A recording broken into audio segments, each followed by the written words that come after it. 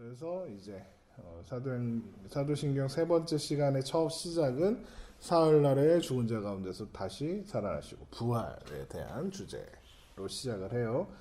이제 하이델베르크 교리문답 45번째 질문은 그리스도의 부활은 우리에게 어떤 유익을 줍니까? 라고 시작합니다. 우리 그 답을 한번 읽어보겠습니다. 시작. 첫째, 그리스도는 부활로서 죽임을 이기셨으며 죽음으로써 얻으신 은혜에 우리로 참여하게 하십니다. 둘째, 그의 능력으로 말미암아 우리도 이제 새로운 생명으로 다시 살아났습니다. 셋째, 그리스도의 부활은 우리의 영광스러운 부활에 대한 확실한 보증입니다. 부활은요, 역사 속에서 다양한 방식으로 부인되어 왔습니다. 대표적인 게 이제 기절설, 그러니까 십자가에서 기절한 것을 죽었다고 착각하여 무덤에 넣었는데 이제 의사가 가서 보니 살아 있어서 치료를 해갖고 살아난 거다라는 설, 그게 이제 기절설이고요. 도둑설, 이게 뭐냐면 예수님의 시체를 훔쳐놓고 다시 살아났다고 뻥을 쳤다. 그래서 실제로 성경에는 그 부분이 있죠. 그러니까 훔쳐갔다고 해라, 이렇게 하는 말씀이 기록되어 있죠. 예수님의 시체가 이제 무덤에서 사라지니까 훔쳐간 걸로 하자, 이렇게 정리하는 부분도 있고요. 또 예수님이 이제 부활하셔서 다시 제자들을 만나시고 한 것들을 부인할 수는 없어서 집단 최면 현상, 그러니까 환상을 본 거다라고 부활을 또 부인하는 사람들도 있고, 또 어떤 사람들은 영혼만 살아난 거다. 그러니까 이제 지난 시간 십자가와 연결되는 거기도 한데, 몸과 십자가에서 죽으실 때 이제 몸과 혼이 함께 죽으신 거고 몸과 혼이 함께 하늘로 올라가신 거다, 이런 이야기 했었는데, 몸은 죽고 영혼은 이제 빠져나와서 이렇게 사람들한테 보이셨기 때문에 사람들이 그 영혼을 보고 예수님이 부활했다라고 이렇게 생각했다, 뭐 이런 식으로 다양한 방식으로 부인되어 왔죠. 그러니까 예수님이 육적으로 부활하셨다는 것에 대해서는 믿기 어려우니까 안 믿으려고 하는 그런 시도들이 계속 왔습니다.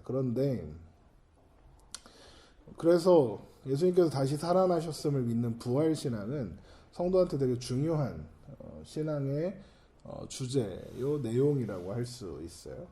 그러니까 왜 그러냐면 예수님이 살아나셔야 우리가 살아날 수 있습니다.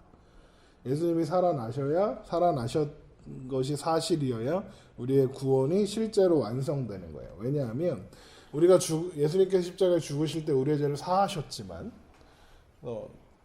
다시 살아나셔서 이제 그 사하신 것으로 말미암아, 그러니까 죄를 사해 주셨다는 것은 무슨 뜻이냐? 이제 아담 상태로 돌아간 거예요. 죄 짓기 전에 아담 상태. 그런데 걔는 또 죄를 지을 수 있는 상태잖아요.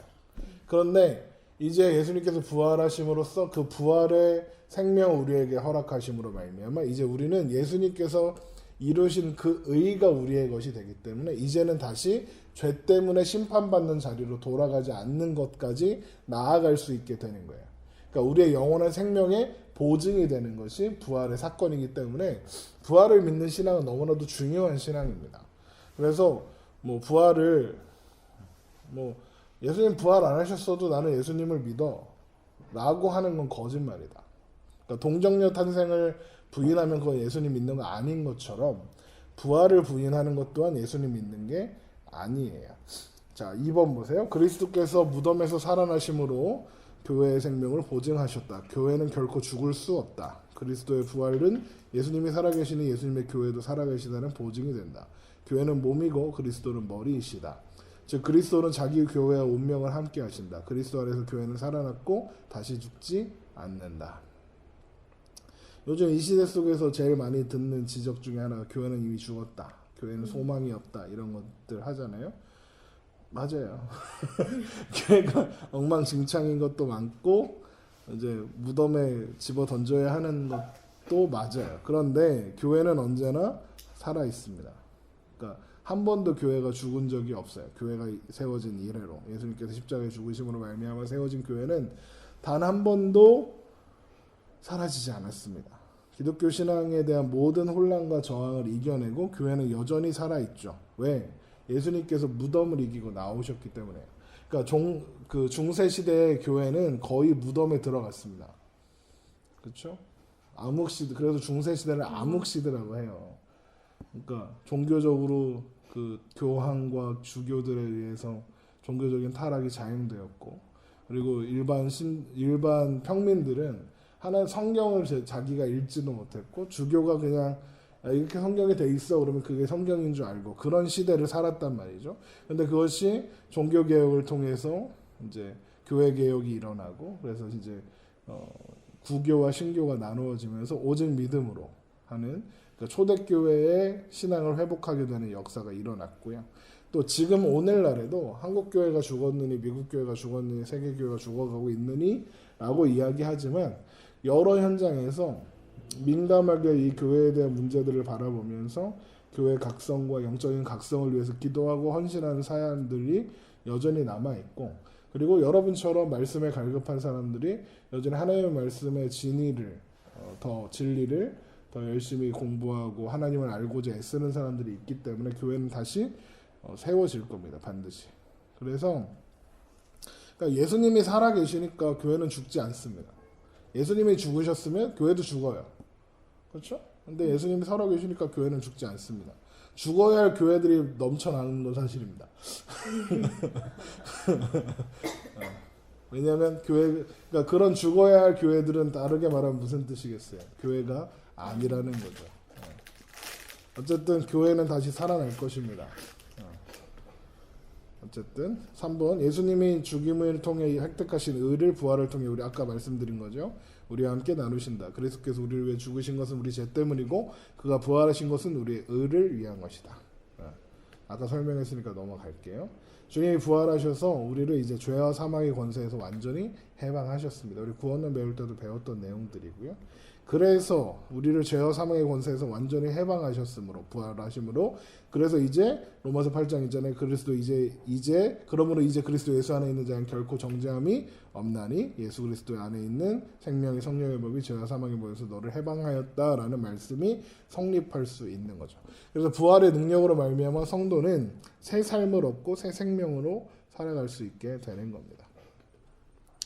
그러니까 그 예수님의 부활이 우리의 생명을 보증하시는 거예요. 그래서 우리는 예수님의 참된 몸으로, 교회로 살아가야 한다. 이제 그 이야기가 5번에 있는 이야기입니다. 부활하시는 하나님 예수님 어떻게 되셨습니까? 하늘에 오르사 승천입니다. 자, 2번에 1번 46문, 하늘에 오르셨고라는 말로 당신은 무엇을 고백합니까? 그리스도는 제자들이 보는 가운데서 땅에서 하늘로 오르셨고 우리의 유익을 위하여 거기에 계시며 장차 살아있는 자들과 죽은 자들을 심판으로 다시 오실 것입니다. 47문, 그렇다면 세상 끝날까지 우리와 함께 있으리라는 그리스도의 약속이 어떻게 됩니까? 그리스도는 참 인간이고 참 하나님이십니다. 그의 인성으로는 더 이상 세상에 계시지 않으나 그의 신성과 위엄과 은혜와 성신으로, 성령입니다. 성신은 잠시도 우리를 떠나지 않습니다. 48분, 그런데 그리스도의 신성이 있는 것보다 인성이 있는 것이 아니라면 그리스도의 두 본성이 서로 나뉜다는 것입니까? 결코 그렇지 않습니다. 신성이 아무 곳에도 갇히지 않고 어디에나 계십니다. 그러므로 신성은 그가 취하신 인성을 초월함이 분명하며 그러나 동시에 인성 안에 거하고 인격적으로 결합되어 있습니다. 48문은 사실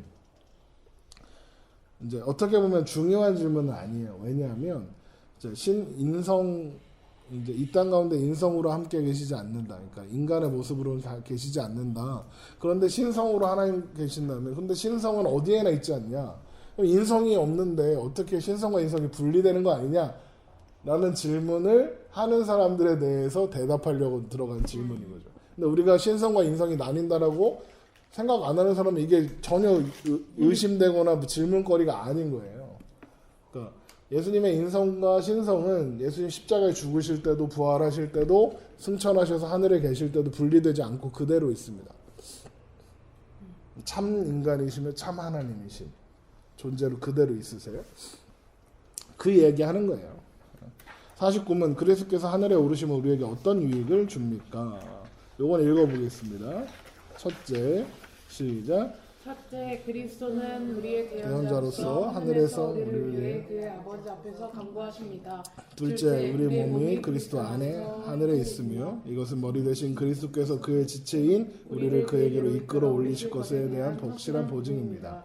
셋째, 그리스도는 그 보증으로 그의 성령을 우리에게 보내시며 우리는 성령의 능력으로 말미암아 그리스도께서 하나님 우편에 앉아 계신 위의 것을 구하고 땅의 것을 구하지 않습니다. 자, 보세요. 승천은 뭐냐면 쉽게 생각하면 이거예요. 자, 예수님이 교회의 머리, 우리의 머리시죠. 우리는 몸이에요. 근데 예수님 지금 어디 계세요? 하늘에, 천국에 계시죠. 그럼 우리는 어디 있는 거예요? 천국에 있는 거죠. 이해돼요? 이해 안 돼? 돼요? 이해돼요? 그러니까 약간 어떤 느낌이냐면 봐봐요. 복권을 샀어요. 근데 당첨이 됐네? 근데 아직 돈으로는 안 바꿨어. 그러면 아직 돈으로 안 바꿨다고 당첨 안 된 거예요? 아니죠. 그렇죠? 무슨 말인지 알아요? 아니면 5선거 하는 그거 알아요? 이렇게 팔뚝 푹 집어 이 손이 당신 손입니까? 내 손입니까? 하잖아요. 아 몰라? 감나무 이렇게 담 넘어가니까 이렇게 딱 했더니 그 사람이 오상이 가갖고 이게 내 손이니까 네 손이냐 네 손이지 왜 내 손이냐 막 이제 했던 거 있잖아요. 그러니까 그런 거예요. 머리이신 예수님께서 하늘에 계심으로 우린 또한 어디에 있는 거예요? 그게 핵심입니다. 하늘에 계시다. 라는 고백 속에서는 하늘에 계시다는 것뿐만 아니라 우리 또한 천국에 있는 것임을 믿습니다라는 고백인 거예요. 자, 5번 그리스도께서 더 높으신 영광으로 옮겨진 것은 부활에서 시작되었고 승천에서 완성되었다. 승천은 예수님의 사역의 절정으로 영광과 존귀로 관을 쓰시려고 하늘에 오르셨다. 그러니까 예수님이 승천하신 것이 교회에서는 잘 가르쳐지지 않는 경향이 있어요. 왜냐면 그냥 뭐 승천하셔서 하늘에 계시지 뭐 이 정도 느낌인 거예요. 그런데 이것이 얼마나 영광스러운 그 영광의 순간이었는가를 기억하고 또 우리가 그것을 통해서 받는 고백이 무엇인지를 기억한다면 이게 얼마나 귀한 고백인지 알 수 있습니다. 7번 보세요.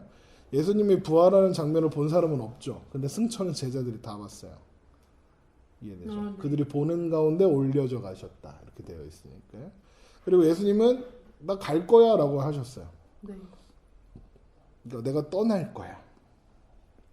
말씀하셨죠. 그러니까 이미 수순이었어요. 왜요? 그곳에서 오셨으면 그곳으로 돌아가실 거예요. 자, 돌아가셔서 뭐 하고 계시냐? 변호자, 대언자가 되어 주십니다. 그러니까 예수님은 철저히 하나님 우편에서 뭐 하고 계시냐면 우리 편을 들고 계신다. 이해돼요? 무슨 말인지? 그러니까 우리 편 되시는 거예요. 그래서 우리에게 있는 대제사장은 우리의 연약함을 동정하지 못하지. 이거 찾아요. 히브리서 4장 15절.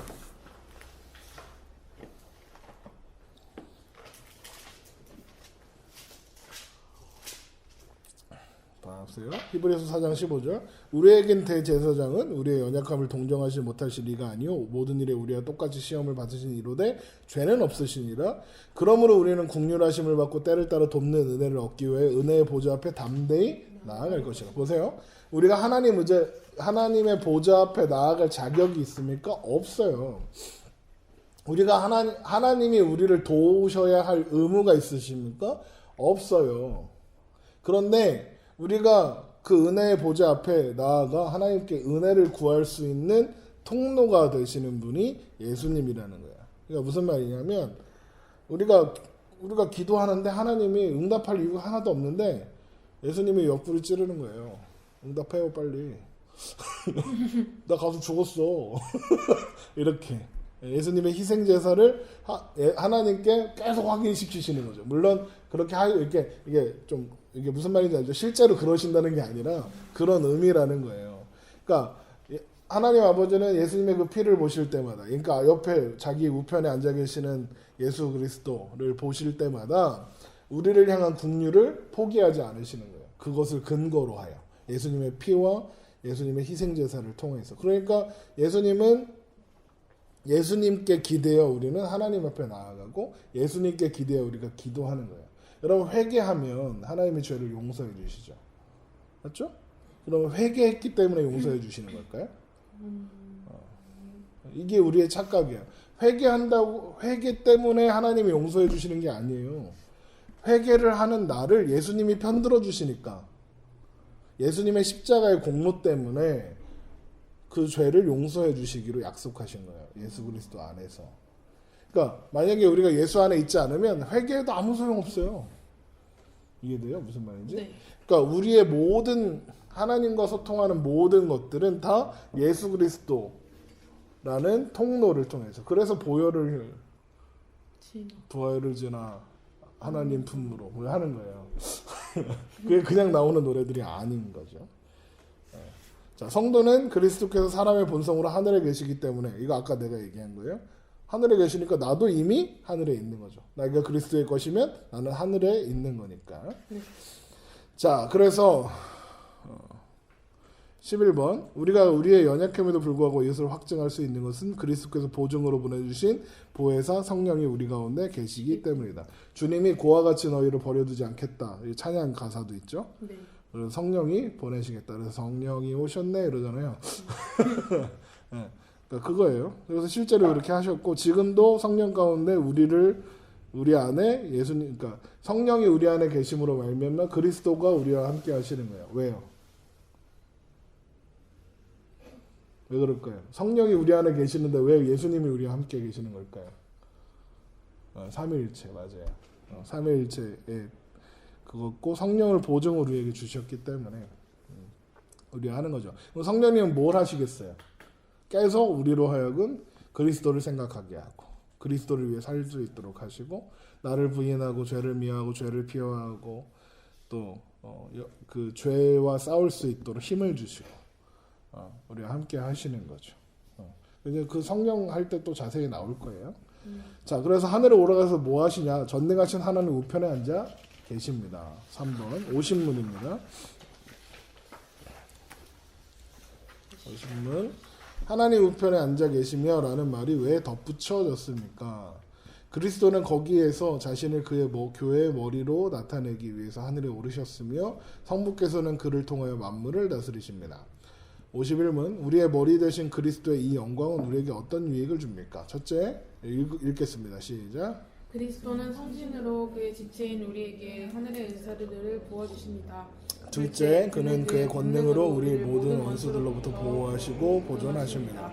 자, 보세요. 질문. 하나님께 왼쪽 오른쪽이 있을까요? 아니요. 없어요. 있어요. 고민하지 말고 말해봐요. 네, 없는 게 맞죠. 왜요? 하나님이 영이시니까요. 하나님이 영이신 분이 왜 오른쪽 왼쪽이 어디 있겠어요. 그런데 왜 오른쪽이다라고 할까요?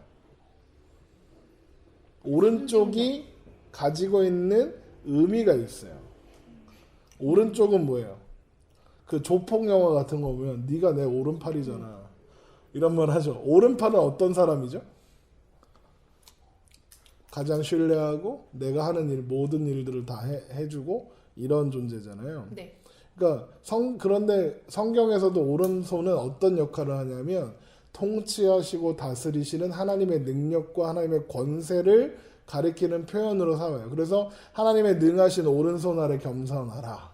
하나님의 오른손 아래 피하여라. 하나님이 오른손으로 행하신다. 그러니까 힘을 상징하는 손이기 때문에 그래요. 자, 그런데 그래서 자고로 옛날부터 오른쪽에는 왕 다음에 그러니까 왕과 비등한 권세를 가진 사람이 서 있었어요. 예를 들면 총리 아니면 왕자, 다음 대를 이을 왕자가 오른쪽에 서 있는다고요. 그러니까 우리나라도 보면 조선시대 보면 좌의정, 우의정 뭐 이런 거 하잖아요. 그렇죠. 그러니까 우의정이 더 높아요, 좌의정보다 품이. 그랬던 것 같아요. 그러니까 그런 식인 거예요. 그러니까 오른쪽에는 뭔가 임금이나 황제가 오른팔로 쓰는 사람, 왕자 오른쪽에서 왕을 돕는 사람이 거기 있었단 말이죠. 그러니까 그 오른팔은 뭐예요? 곧 왕의 권력, 왕의 능력을 상징하는 거죠. 네. 그럼 예수님이 하나님의 오른팔이 되시는 거예요. 네. 그럼 무슨 말이냐? 예수님께서 하나님의 능력과 권세를 행사하시는 거죠. 그러니까 예수님이 왕이시 우주의 통치자로서 존재하는 거죠. 이 경우에는 총리나 신하보다는 이제 왕자겠죠. 그런 느낌이겠죠. 자, 5번 예수님은 부활하시기 전까지 낮아심과 고난의 상태에 계셨다. 자기를 낮추셨고 여호와의 고난받는 종으로 죽기까지 복종하셨죠. 간고를 많이 겪었으며 질고를 하셨다. 간고가 뭐냐면 가난과 고생, 질고가 뭐냐면 아픈 거, 질병.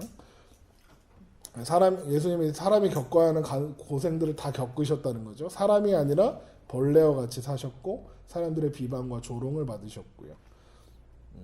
그런데 예수님의 영광스러운 부활로 예수님의 수치의 비하의 마침표를 끊고, 그러니까 예수님의 그 비하가 어디까지 이루어지냐면 지옥을 경험하는 데까지 간다고 했었잖아요, 지난주에.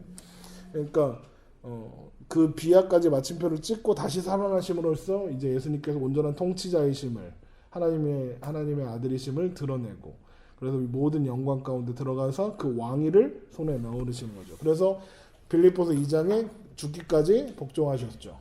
그런데 하나님의 이를 지극히 높여 모든 무릎이 그 앞에 무릎 꿇게 하셨다. 이렇게 이어지게 되는 겁니다. 그래서 예수님이 마태복음 28장에 제자들 이제 너희는 가서 모든 족속으로 제자를 삼아 아버지와 아들과 성령의 이름 세례를 주고 내가 너희에게 가르친 것을 내가 너희에게 분부한 모든 것을 가르쳐 지키게 하라 볼지어다 세상 끝날까지 내가 너희와 함께 있으리라 라는 말씀을 하기 직전에 예수님이 뭐라고 하냐면 하늘과 땅의 모든 권세를 나에게 주셨으니 너희는 가서 이렇게 시작하시거든요. 그러니까 이해되죠? 그러니까 예수님께서 천국 승천하심으로 말미암아 이제 하나님의 아들로 선포되시고 이제 왕위에 오르시는 거죠. 면류관을 쓰시고. 그래서 하나님은 예수님을 주님과 그리스도와 그리고 로 삼으셨죠. 왕과 제사장으로 삼으셨어요. 자, 그런데 아까 우리 계속 내려오는 모트가 있죠. 예수님은 머리죠. 네. 우리는 몸이죠. 네. 머리가 왕이고 제사장이면 우리는 아니 머리가 왕이고 제사장이면 너는 뭐야? 현옥이 머리가 왕이고 제사장인데 그러면 제가 왕이죠. 그렇죠. 그러면 우리도 왕이고 제사장이 돼요. 이해돼요? 네. 그래서 너희는 왕 같은 제사장이다 하는 거예요. 예수님이 주님으로서 주권과 최고권을 받으시고 그리스도로 기름 부음 받으심으로 제 제사장이 되어 주시는 거죠. 그래서 그러니까 머리 대신 예수님께서 왕이요 제사장 되심으로 말미암아 우리 또한 왕이요 제사장의 직분을 감당하게 되는 거죠. 8번 그리스도의 높아지심은 사람이신 예수님의 높아지심이다. 모든 능력과 주권을 받으신 것은 그리스도의 인성이었다. 신격의 둘째 위격으로서는 벌써 만물에 대한 주권을 지니고 계시다. 이게 무슨 말인지 이해돼요? 이게 뭐냐면 예수님은 이미 하나님이셨잖아요. 네. 이 땅에 계실 때도 하나님이셨죠. 네. 그런데 인간의 모습으로 가지고 오셨잖아요. 그래서 이 땅에 사시는 동안은 그 인간의 모습, 그 인성은 사람들한테 조롱받고 비난받아졌죠. 네. 그러니까 이미 신성은 이미 하나님이시니까 높아지실 필요가 없지만 인성은 사람들한테 비하당하고 죽고 막 이렇게 된단 말이죠. 네. 그때 그래서 하나님께서 어떻게 하셨느냐? 예수님이 승천하심으로 말미암아 인성마저 높여주신 거죠. 인격조차. 이해되죠?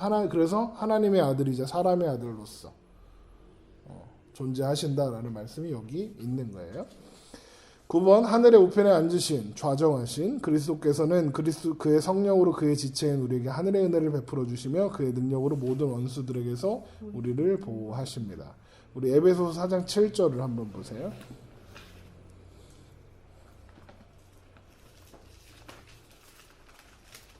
에베소서 4장 7절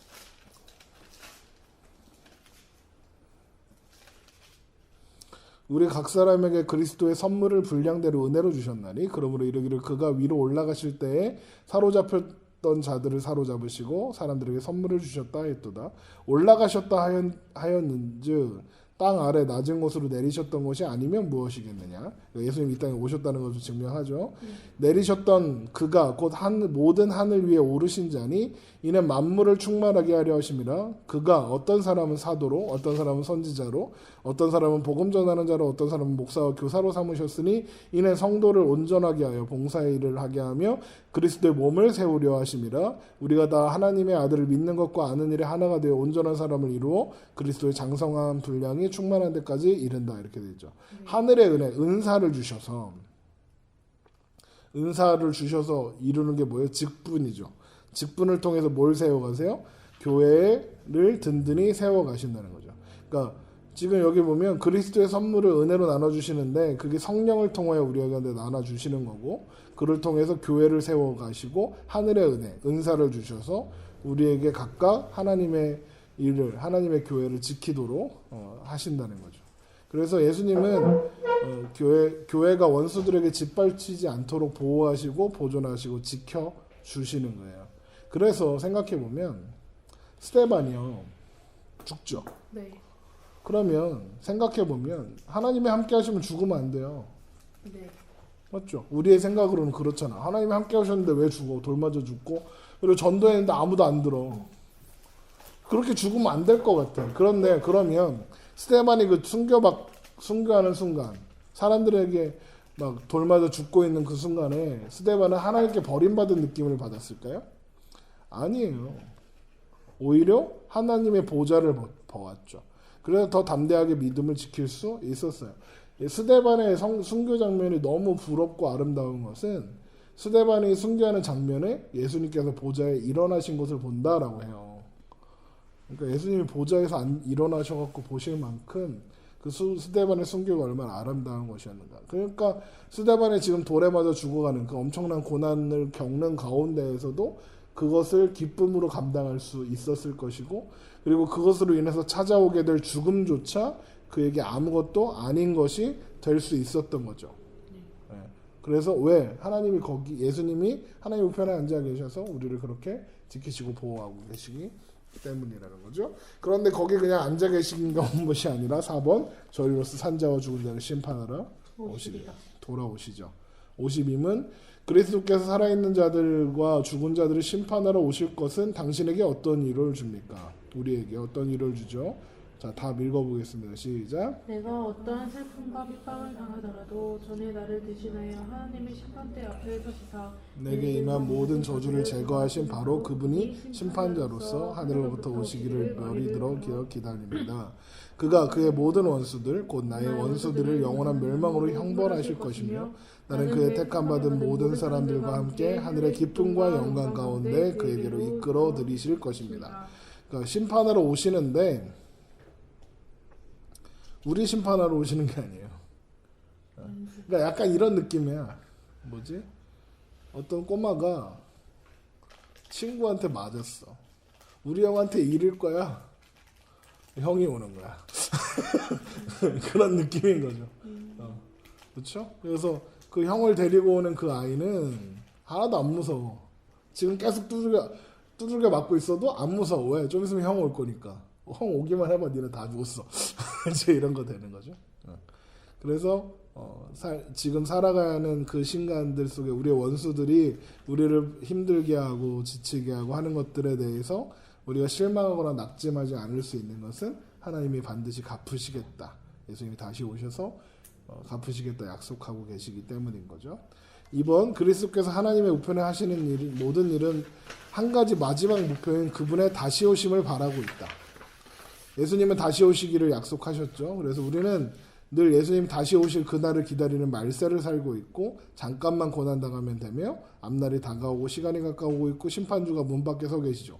우리가 요한계시록을 하면서 늘 확인했던 게 그거였어요. 우리는 마지막을 살고 있다. 그런데 우리의 시간으로는 그걸 가늠할 수가 없다. 천년이 하루 같고 하루가 천년 같은 신 하나님께서 그날을 언제 어느 때에 어떻게 하실지 우리는 아무도 없어요. 그래서 야고보서 5장 9절에 이 말씀 되게 좋아요. 야고보서 5장 9절 보세요.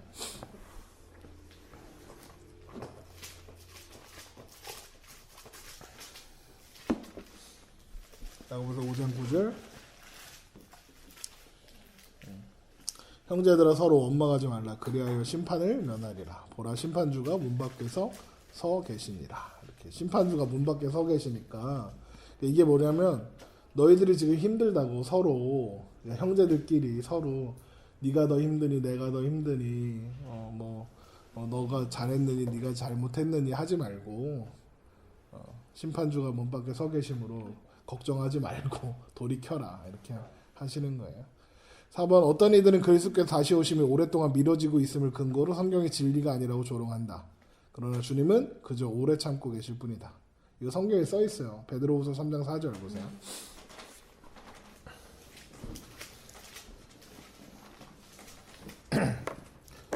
이게 베드로 사도가 살던 시대에만 그런 게 아니라 지금도 그래요. 이르되 주께서 강림하신다는 약속이 어디 있느냐? 조상들이 잔후로부터 만물이 처음 창조될 때와 같이 그냥 있다. 그러니까 야, 언제 그런 약속이 어디냐? 예수님이 오긴 오냐? 말세가 있어? 아이 그냥 뭐 지구가 멸망할 수는 있겠지. 막 이제 이런 식으로 하잖아요. 근데 8절 보세요. 사랑하는 자들아 주께는 하루가 천년 같고 천년이 하루 같다는 이 한 가지를 잊지 말라. 주의 약속은 어떤 이들이 더디다고 생각하는 것 같이 더딘 것이 아니라 오직 주께서 너희에 대하여 오래 참으사 아무도 멸망하지 아니하고 다 회개하기에 이르기를 원하시느니라. 이 말씀이 뭐냐? 지금 아직 구원받아야 할 사람들이 있는 거예요. 지금 이 세상에 살고 있는 사람도 있을 것이고 앞으로 태어날 사람들 중에서도 있겠죠. 하나님의 예정 속에. 그 사람들이 다 구원받아야 다 회개하고 하나님 앞에 구원받으면 그날이 올 거예요. 그래서 제가 그런 말 한 적 있잖아요. 예수님께서 이 땅에 내가 인자가 다시 올 때 세상에서 믿음을 보겠느냐라고 하셨던 것처럼 이제 정말로 믿을 사람이 아무도 없을 때 예수님 오시지 않을까 그런 이야기 했었잖아요. 그러니까 그때까지 예수님이 기다리시는 거예요. 왜? 구원하셔야 되니까. 자, 5번 그리스도께서 오시면 역사는 중단되죠. 네. 요한계시록을 통해서 우리가 늘 배웠던 내용들입니다. 역사의 끝이다. 그리고 우리는 새하늘과 새 땅에서 살게 된다 이야기했습니다. 5번 택함받은 사람이 모두 태어나서 여기 그 얘기한 거예요. 모두 태어나서 그러니까 택함받은 사람이 모두 태어나서 그리스도의 몸으로 모이고 택함받은 마지막 한 사람이 거듭나서 교회에 들어올 때 비로소 그리스도께서는 산자와 죽은 심판하러 다시 오실 것이냐. 네, 아까 얘기했던 거죠. 누가복음 18장 8절 보세요.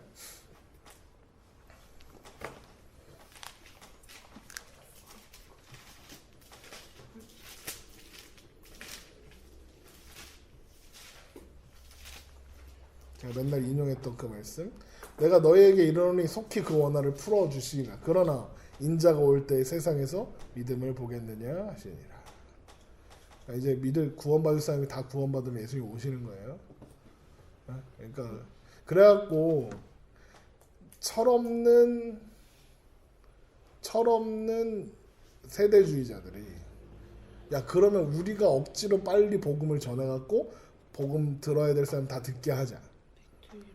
그래서 뭐 이제 막 복음을 그래서 선교하는 거예요. 선교의 열심을 그렇게 표출하는 거예요. 왜? 빨리 모든 사람한테 복음이 전해져야 땅끝까지 복음이 전해져야 예수님 오실 거 아니야. 그래서 야 지구는 둥그니까 자꾸 걸어가면 땅끝이 어디야? 예루살렘이야. 예루살렘으로 복음을 전해야 돼. 그래서 백조 예루살렘 하는 거고. 근데 여기 제가 그랬죠. 택함 받은 사람이 아직 안 태어났을 수 있잖아요. 이해되죠? 그러니까 땅끝까지 복음을 전한다 한들 택함 받은 사람이 아직 태어나지 않았으면 모르는 거예요. 그러니까 그 말은 무슨 뜻이에요? 하나님이 정하신 때가 있겠죠. 그런데 그 때를 세대주의자들은 그렇게 말하는 사람들은 그 때를 자기 마음대로 또 자기의 열심으로 그걸 땡겨올 수 있다고 생각하는 거잖아요. 그러니까 우리의 열심으로 하나님의 때를 가져올 수는 없는 거예요. 주님이 다시 오시는 이유가 뭡니까? 심판하러 오십니다. 이 목적은 명확합니다. 심판하러 오세요. 이제 구원하러 오시는 거 아니에요? 심판 오셔서 어떻게 해요? 심판하시죠. 그러니까 모든 사람은 죽죠. 죽을 때 심판 한번 받죠. 예비 심판. 1차 공판을 받아요. 그래서 유죄 그럼 어디 가요? 감옥 가죠. 네. 지옥 가는 거죠. 무죄 그럼 어디 가요? 풀러하죠. 천국 가는 거죠. 우리는 죽는 순간 천국과 지옥에 가요. 그런데 예수님이 다시 나타나실 때 나타나실 때 우리도 부활할 것이고 지옥에 가 있는 사람들도 부활할 거예요. 부활해서 심판대 앞에 서요. 누가? 지옥 가는 애들. 거기서 뭐예요? 이제 영원히 빠이빠이 둘째 사망. 요한계시록 때 배웠던 거죠. 그런 말씀이 어디 있어요? 요한복음 5장 28절. 요한복음 5장 28절.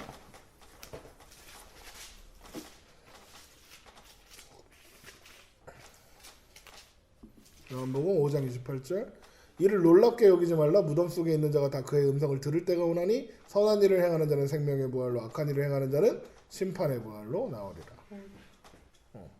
우리는 생명의 부활, 지옥 간 사람들은 심판의 부활.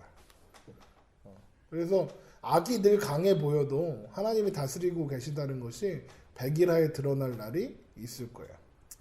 8번 그때 자기를 부인하고 자기 희생의 십자가를 지고 그리스도를 따른 유익이 무엇인가에 대한 대답을 하실 것이다. 우리가 왜 그리스도인으로 손해보며 사는 것 같고 희생하며 사는 것 같고 왜 이렇게 무시당하면서 살아야 하는 이유가 무엇인지 보여주실 거예요.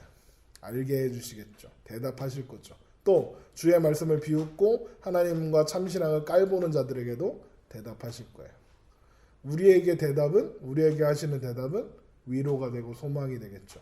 하지만 하나님을 깔보던 자들에게는 그 대답은 공포와 심판이 될 거예요.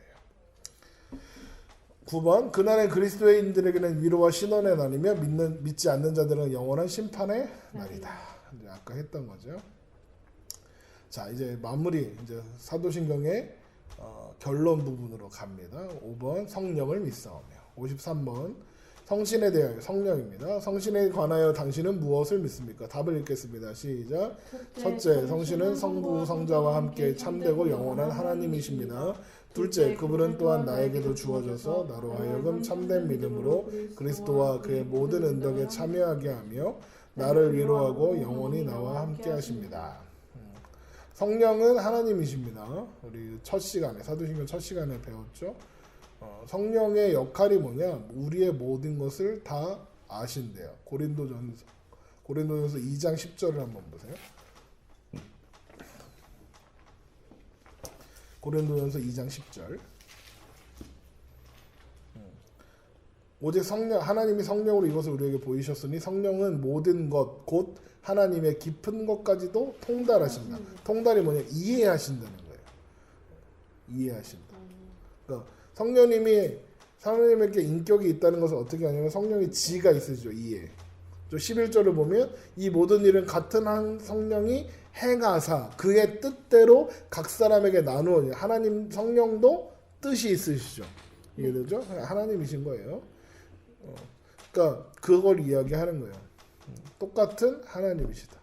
그러니까 성령을 뭐 이렇게 막 능력이니 뭐 뜨거움이니 뭐 이런 걸로 해갖고 막 목사들이 막 성령 받아라. 되게 신성 모독적인 행동인 거예요. 지가 뭔데? 하나님을 성령, 그러니까 그런 사람들의 기본적인 태도는 무슨 뜻이에요? 성령이 하나님이시다는 걸 까먹고 있든지, 아니면 그렇게 안 배웠든지, 아니면 그걸 모르든지, 아니면 바보 병신이든지 그런 거죠. 아 죄송해요. 성령은 성부와 3번 성령은 성자와 동등하시고 본질이 같으시고 함께 영원하시다. 성령 하나님도 천지의 창조주신 하나님이시고 성경을 감동하시는 하나님이시며 그리스도의 인성을 이루시는 일을 하셨어요. 그러면 성령에 대해서 그렇게 막 우습게 여기는 짓을 하면 안 되는 거예요. 무당들은 그런 짓을 하죠. 뭐 귀신을 뭐 장군님을 모신다 이러잖아요. 그게 모시는 거예요? 부려먹는 거지? 그렇잖아요. 누구 신이 더 세니 뭐 이러고 있잖아요. 그게 무당하고 뭐가 달라요? 그게 왜 그 성령 사역자라고 하는 소위 성령 사역자라고 하는 사람이 왜 신이 뭐 막 이런 짓을 왜 하는가 봤더니 우리나라 그 무당 그 도교의 그런 영향을 받아서 그런 게 아닌가 저는 추정해요. 그러니까 막 종교 혼합인 거죠. 그래놓고 지가 뭐 잘났다고 떠들고. 아휴. 그러니까 성령이 하나님이신 것이 중요한 게 성령이 하나님이 아니시면 우리 구원 못 받아요. 4번 성령은 아들이 십자가에서 이루신 구속사역을 우리 삶에 적용하시고 보증해 주신다. 구원을 받으려면 성자가 반드시 십자가에 죽으셔야 하죠. 예수님이 반드시 동정녀에서 태어나야 돼요. 근데 어떻게 잉태됐어요? 성령으로 잉태돼서. 그럼 동정녀가 안 될 거 아니에요. 이해돼요? 동정녀 탕생은 성령님이 계셔야만 된다고요. 아, 네. 그리고 예수님이 십자가에 죽으시고 다시 살아나시고 하는 것이 우리 것이 되는 게 어떻게 하는 거예요? 에베소서 1장 14절에 성령으로 말미암아 인치심을 받았다. 그리고 그것이 우리의 것이 되게 하는 거죠.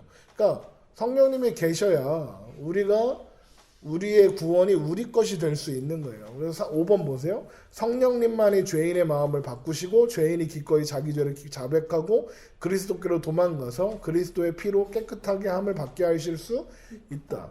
그러니까 성령님은 하나님이셔야 되는 거예요. 왜? 죄인이 돌이킨다는 건 그게 무슨 말이 돼요? 안 돼요. 전능한 능력이 필요한 거예요. 죄인을 새로 지으시는 것은 세상을 처음 지으신 것보다 훨씬 더 놀라운 일인 거니까. 그래서 그런 말 하잖아요. 사람은 안 변해 이런 말 하잖아요. 네. 사람은 우리가 변하게 할 수 있어요? 하나님만 변하게 할 수 있는 거예요. 예. 게다가 첫 찬조 때 반대하는 세력 없었잖아요. 찬종? 첫 창조 때. 아, 근데 새 창조, 죄인을 구원할 땐 세상이 방해하지, 사탄이 방해하지 그러잖아요. 그러니까 더 큰 능력이 필요하신 거죠. 7번 성령님은 놀라운 능력으로 우리를 그리스도와 하나가 되게 하셔서 그리스도께서 우리를 위해 행하신 모든 은덕에 하나도 빠짐없이 참여하게 하신다. 성령님이 우리 안에 거하심으로 우리는 성전이 되고 성령의 인도를 받아 거룩한 삶을 살게 되는 거죠. 성령이 우리 안에 계십니다. 자, 6번 그러면서 그 다음에 우리가 사도신경 외울 때 성령을 믿사오며 거룩한 공회가 서로 교통하는 왜 이렇게 하잖아요. 그러니까 거기 보면 거룩한 공회가 뭐냐면 거의 캐톨릭이에요. 그러니까 캐톨릭이 천주교 얘기하는 게 아니라 캐톨릭이 무슨 뜻이냐? 보편의 교회라는 뜻이에요. 보편적 교회라는 뜻이에요. 그러니까 캐톨릭이란 말을 천주교만 쓰면 안 돼요. 보편된 교회. 보편의 교회. 그래서 그거를 우리는 이제 뭐라고 하냐면 공교회라고 하는 거죠. 거룩한 공교회, 보편적인 교회를 믿습니다. 공적인 교회를 믿습니다. 자, 53은 거룩한 보편적 교회에 관하여 당신은 무엇을 믿습니까? 나는 하나님의 아들이 세상의 처음부터 마지막 날까지 모든 인류 가운데서 영생을 위해 선택하신 교회를 참된 믿음으로 하나 되도록 그의 말씀과 성신으로 자신을 위해 불러 모으고 보호하고 보존하고 계심을 믿습니다. 나는 지금 이 교회에 살아있는 지체이며 영원히 그러할 것을 믿습니다. 그러니까 교회를 믿는다는 거예요. 교회가 있다고 믿는 거예요. 거룩한 교회가 있다고 믿는 거예요. 아하. 무슨 말이에요? 교회를 믿는 게 아니라 그게 예수님의 몸이신 교회가 있습니다를 믿는 거라고요. 그렇죠? 이해되죠? 네. 그러니까 그렇죠. 목사를 믿는 게 교회를 믿는 게 아니에요. 교회가 존재함을 믿는 거예요. 자, 3번 보세요. 교회는 헬라어로 에클레시아라고 해요. 이게 동사형으로 불러내었다라는 뜻이에요. 그러니까 교회는 무슨 뜻이냐? 부름을 받은 사람들이란 뜻이에요. 그러니까 교회는 언제부터 존재한 거냐면 태초부터 존재한 거다라는 거예요. 왜? 부름 받은 사람이 교회니까. 아담과 하와도 하나님이 부르셨죠. 그러니까 교회죠. 타락하여 교회를 떠나긴 했지만. 그러니까 그러므로 교회는 시간이 시작될 때부터 성조의 교제에 부르심을 받았고 시간이 끝날 때까지 부르심을 받은 사람들로 이루어진다. 그러니까 교회는 존재한다. 6번 보세요. 이거 구원론 할 때 했던 건데 부르심에는 두 가지 부르심이 있다. 외적 부르심과 내적 부르심. 외적 부르심은 뭐냐면 이렇게 설교 듣고 성경 공부 듣고 예수님 믿으세요 하는 게 외적 부르심이에요. 내적 부르심은 뭐냐면 성령이 우리 안에 오셔서 마음을 치시고 마음을 뒤바꿔 놓으시고 하는 거. 그거는 누구만 받는 거냐면 구원받은 사람만 하는 거죠. 그러니까 교회 안에도 외적 부르심만 가지고 교회 안에 들어와 있는 사람들도 얼마든지 있을 수 있어요. 참된 신자는 아니겠죠. 자, 그럼 같은 맥락에서 7번 교회는 보이는 교회와 보이지 않는 교회로 구분될 수 있는 거죠. 사람이 보이는 교회와 하나님이 보시는 교회는 다를 수 있어요. 그렇죠? 그러니까 보이는 교회는 하나님의 교회, 하나님이 보시는 교회, 보이지 않는 교회를 포함하지만 그냥 이 보이는 교회가 거기에 속한 사람이라고 다 보이지 않는 하나님이 보시는 교회에 속했다고 이야기할 수는 없어요. 예를 들면 하늘소리교회 예배, 하늘소리교회 성도, 그럼 뭐냐면 하늘소리교회에서 하는 예배나 행사에 참여하면 하늘소리교회 성도죠. 그냥 그 자격만 갖추면 돼요. 좀 더 자격이 까다로운 교회들도 있죠. 뭐 몇 주 이상 와서 뭐 새가족을 받고 뭐 그래야 등록을 하고 뭐 그런 절차를 하는 교회들도 있죠. 그건 쉬워요. 그냥 교회 와서 예배 참석하면 회원의 자격을 갖죠. 그런데 보이지 않는 교회임을 우리가 어떻게 알아요? 몰라요. 우리는 그 자격을 판단할 수 없죠. 그건 누구한테만 있냐? 내적 증거를 소유한 참된 믿음을 가지고 있는 하나님 안에 있는 자, 구원받은 자만 할 수 있는 거죠. 그러니까 우리는 교회임을, 또 교회가 존재함을 그렇게 믿는 거예요. 그리스도는 교회를 결코 버리지 않으시죠. 세상 끝날까지 너희와 함께 하시죠. 그러니까 앞에도 얘기했죠. 교회는 절대 죽지 않는다고. 네. 9번 여러 개의 교파로 나눠져 있다고 해도 교회는 하나이다. 10번 그리스도의 교회는 또한 거룩하다. 교회가 거룩한 것은 교회의 지체가 완전하기 때문이 아니라 교회가 주님의 것이기 때문에. 머리가 누구야? 예수님이니까. 그래서 거룩한 거예요. 자, 11번 아까 했던 얘기죠. 거듭나지 않는 사람이 보이는 교회의 일원이 될 수는 있지만 참된 지체는 다 거듭난 사람이어야 일 수밖에 없죠. 이들은 돌 같은 마음을 대신에 부드러운 마음을 받았고, 이거 에스겔서의 그 한 마음을 주고 새 영을 주고 돌 같은 마음을 제거하여 부드러운 마음을 주겠다, 이런 말씀이 있어요. 네. 또 속사람으로는 하나님의 법을 즐거워하고 비록 완전하진 않지만 하나님을 사랑하고 하나님의 길을 행하게 되는, 그래서 하나님의 뜻을 구하는 사람들이 되는 거죠. 그래서 성경은 사람들을 교회, 성도, 거룩한 무리라고 하는 거예요. 참된 지체는 반드시 성도인 거예요. 그래서 우리가 교인 되긴 쉽지만 성도 되긴 어렵다, 이렇게 하는 거죠. 12번 벨직 성경, 우리 사도신경 처음 배울 때 알려줬던 벨직 신앙 고백은 교회는 예수 그리스도 안에서 온전한 구원을 기대하고 그리스도의 피로 씻음을 받고 성령이 거룩하게 하심과 인치심을 받은 참된 기독교 신자들의 거룩한 회중이다 라고 정의한다. 자, 그러면서 성도가 서로 교통하는 것과, 이렇게 하죠. 성도가 서로 교통하는 것을 믿습니다. 55분 성도의 교제를 당신은 어떻게 이해합니까? 답을 읽겠습니다. 시작.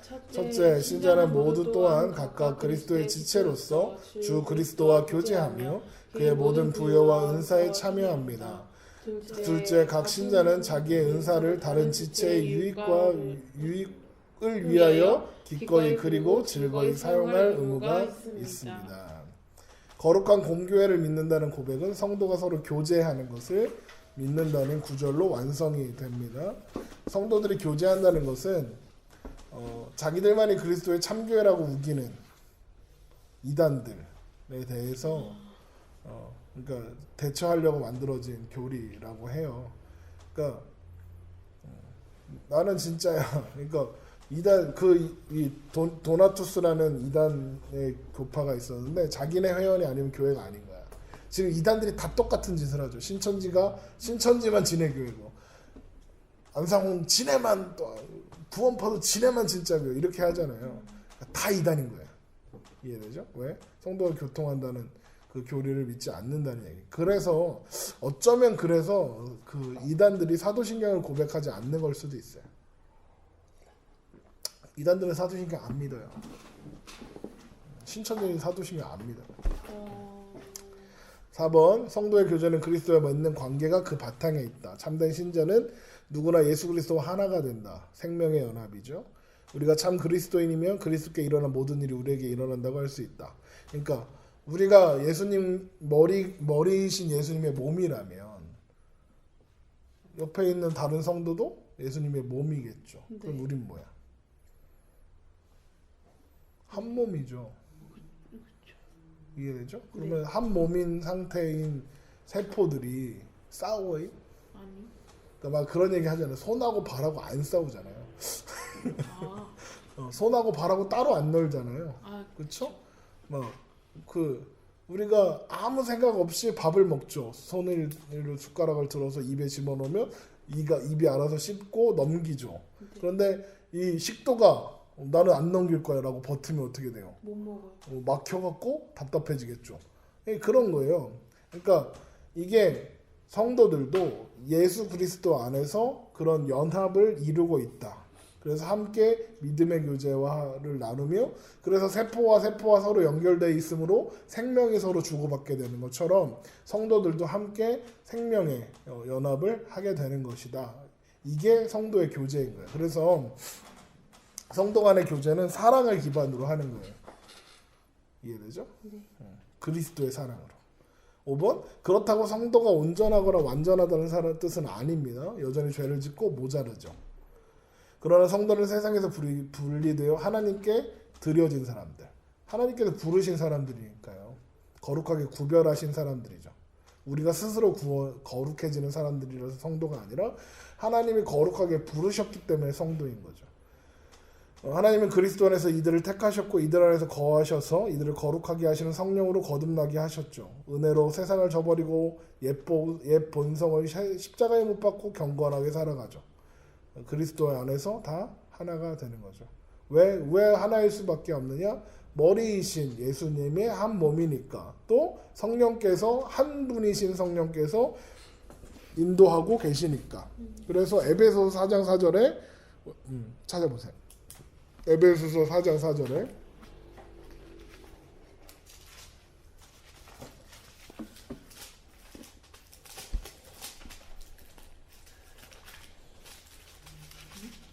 에베소서 4장 4절 보세요.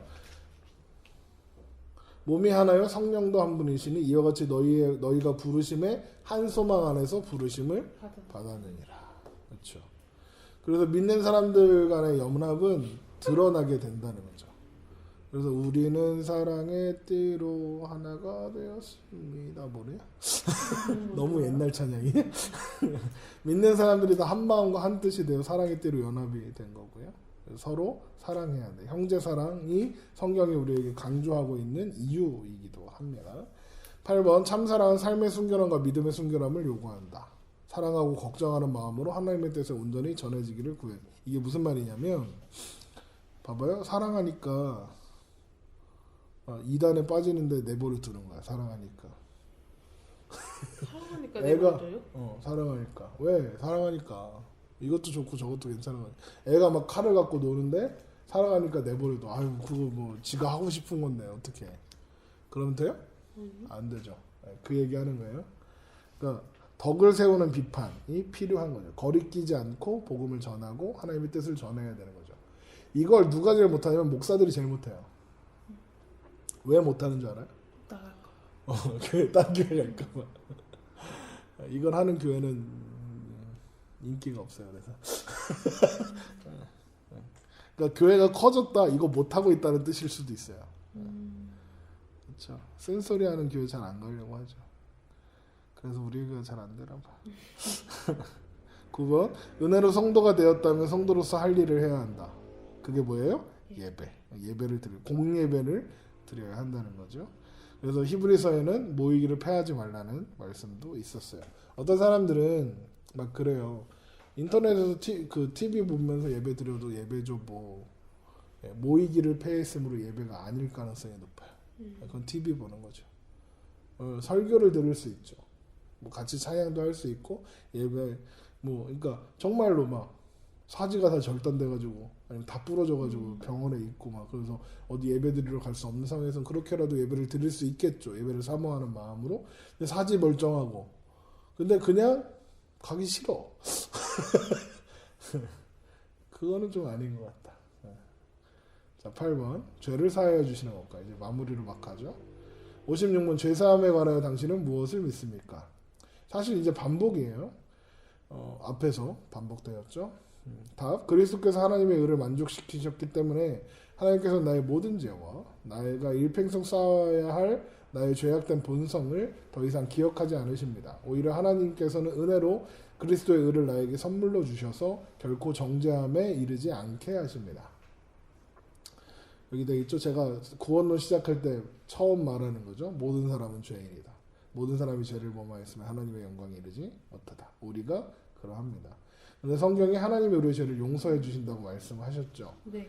그러니까 하나님은 죄를 미워하시고 죄인을 심판하시는 하나님이지만 용서하기 싫어하는 분은 아니다라고 제가 써놨어요. 네. 하나님은 죄를 용서해 주시는 하나님이죠. 그리고 노하기를 더디하고 인자와 진실이 많다. 그러죠. 자, 5번. 그러나 하나님께서 죄를 용서하시려면 먼저 죄를 처벌해야 해요. 누굴 처벌해? 우리를 처벌하면 우리 끝나는데? 죄. 그래서 예수님의 십자가가 필요한 거예요. 예수님이 십자가에서 하나님의 처벌을 우리 대신 받으시는 거예요. 그러니까 우리가 하나님이 사람의 죄를 용서하실 수 있는 이유는 하나님의 아들이 그 죄값을 치르셨기 때문에 예수님을 처벌하셔서 그래서 우리가 그래서 용서는 하나님의 공의와 사랑이 함께 선포되는 용서인 거예요. 그냥 용서받은 게 아니라 예수님의 십자가 때문에 용서받았으므로 하나님의 공의도 그대로 다 그러니까 죄를 없는 것을 덮어주지 않았어요. 죄를 해결했죠. 심판함으로 예수님의. 그런데 우리를 향한 사랑 또한 드러났어요. 그렇죠?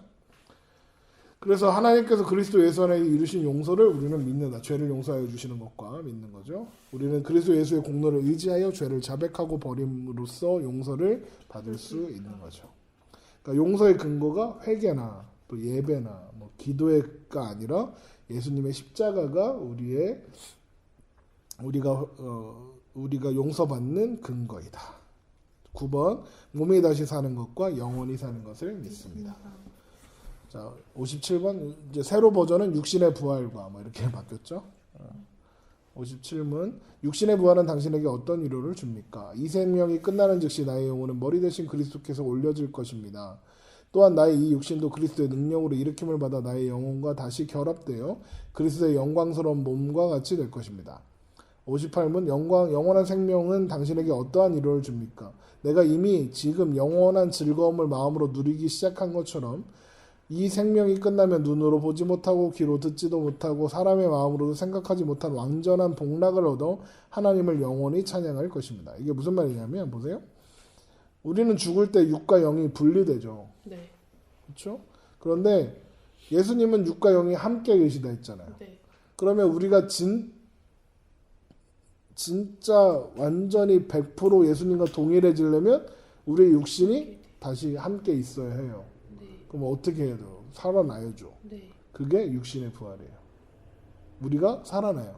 그래서 여기 보면 그리스도의 능력, 이게 언제 일어나는 사건이냐면 예수님 이 땅에 다시 오실 때, 재림하실 때 우리의 육신이 일어나 우리의 영혼과 하나가 되어 예수님의 부활하신 몸과 같은 몸을 입게 되어 새하늘과 새 땅으로 가는 거예요. 그러니까 우리는 그 부활을 믿습니다. 기다리고 있고요. 네. 그러니까 이제 우리 요한계시록 배울 때 14만 4천과 그리고 흰옷 입은 무리들이 하늘에서 내려와서 이제 하는 장면들이 있잖아요. 그러니까 우리 그렇게 와서 육신의 부활을 경험하고 이제 영원한 둘째 부활을 경험하게 되는 그런 것입니다. 3번 그리스도인의 소망은 죽음과 무덤 너머에까지 이르며 그리스도는 주님과 영원히 함께 할 것을 믿습니다. 믿는 사람의 영혼은 죽자마자 하늘로 올라져 주님과 함께 있죠. 왜요? 그렇게 돼 있죠. 우리 그 예수님이 십자가에서 달리셨을 때 그 회개하는 강도한테 예수님이 그러잖아요. 네가 오늘 나와 함께 낙원에 있으리라 하시죠. 5번 그리스도인은 그리스도께서 다시 오실 때 영혼만 아니라 그 몸도 영광 가운데 주님과 함께 있게 될 것이다. 그래서 고린도전서 15장에 육체의 부활에 대한 말씀이 기록되어 있습니다. 이 일을 우리가 믿을 수 있는 근거가 뭐냐? 어떻게 우리가 죽었는데 다시 살아나요? 그러니까 보세요. 만약에 다 썩었어. 몸이요? 그리고 뼈도 오래 지나면 다 썩잖아. 아무것도 가루가 됐어. 우리는 흙이니 흙으로 돌아가잖아. 흙이 됐어. 어떻게 살아나? 맞아요. 또 요즘에 화장 많이 하잖아. 화장은 가루에서 막 물에다 뿌리잖아. 막. 네. 아니 물에다 뿌리나? 뭐 납골당에 넣어놨나? 네, 아무튼 다 가루가 됐잖아. 어떻게 살아나? 그래도 해골바가지라도 있어야 살아나지. 막 이제 이런 생각이 들잖아요. 네. 어떻게 다시 살아날 수 있느냐? 6번 이 일을 우리가 믿을 수 있는 근거는 사도행신경의 시작 전능하사. 천지를 만드신 하나님과 그 외아들 우리 주 예수 그리스도를 믿는 것. 전능하신 하나님을 믿으니까요. 또한 영원히 사는 것을 믿사옵나이다. 우리는 영원히 산다. 영생은 죽은 다음에 시작하는 것이 아니라 이미 우리가 이 땅 가운데 시작되는 거죠. 성령이 우리 안에, 그러니까 성령으로 우리가 태어났을 때는 시간에 매이는 존재로, 지금도 물론 시간 안에 살고 있지만 성령으로 거듭나는 그 순간 우리는 영생의 시간으로 들어가요. 그렇죠? 네. 우리에게 이미 영원한 삶이 시작되는 거죠. 그래서 우리는 죽음을 두려워하지 않아요. 왜냐하면 우리는 잘 거예요. 자고 일어나면 천국일 거니까. 우리는 뭘 두려워해요? 아픈 걸 두려워하는 거예요. 그래서 기도하는 거죠. 고통 없이 죽게 해달라고. 그래서 어떻게 보면 보세요. 이제 어떤 사람이 막 무슨 암이 걸렸는데 한 4기, 5기 막 이렇게 5기도 있나? 4기 이렇게 수술도 할 수 없고 방법이 없어. 치료할 방법이 없어. 이제 3개월 남았대. 그러면 성도라면 이제 어떤 태도가 더 아름다울까요? 준비하는 거. 그러니까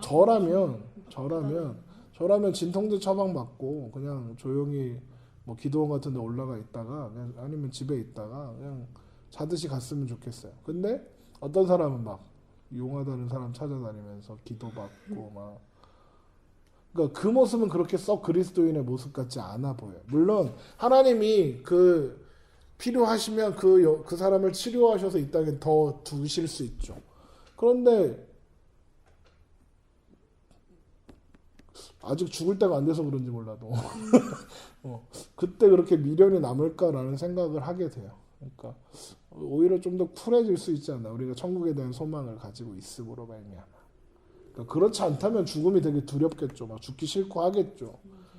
근데 어차피 한 번 죽는 인생. 그래서 또 그때 돼갖고 내가 이모상이 또 죽기 싫어 막 이럴 수도 있겠지. 그러면 여러분 이제 거짓말쟁이로 놀리시면 되고. 놀려요?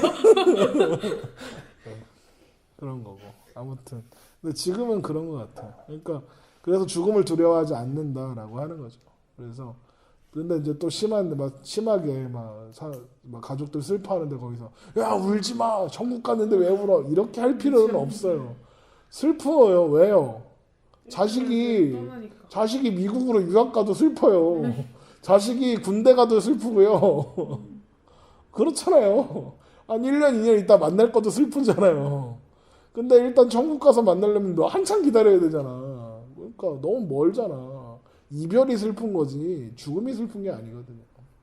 죽음은 슬퍼해야 한다. 왜? 만나려면 한참 기다려야 되니까. 어쨌든 그러니까 우리는 이미 거듭나는 순간 영혼 안에 살고 있는 거죠.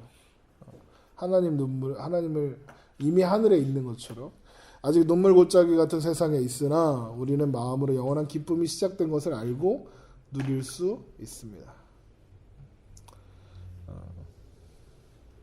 그래서 요한복음 11장 26절을 결론으로 삼으려고 해요.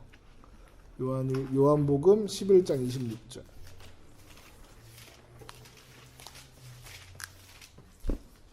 요한복음 11장 26절. 예수님이 이렇게 물으세요. 무릇 살아서 나를 믿는 자는 영원히 죽지 아니하리니 이것을 네가 믿느냐. 예수님이 물으십니다. 아멘하는 우리가 되기를 주님의 이름으로 축원합니다.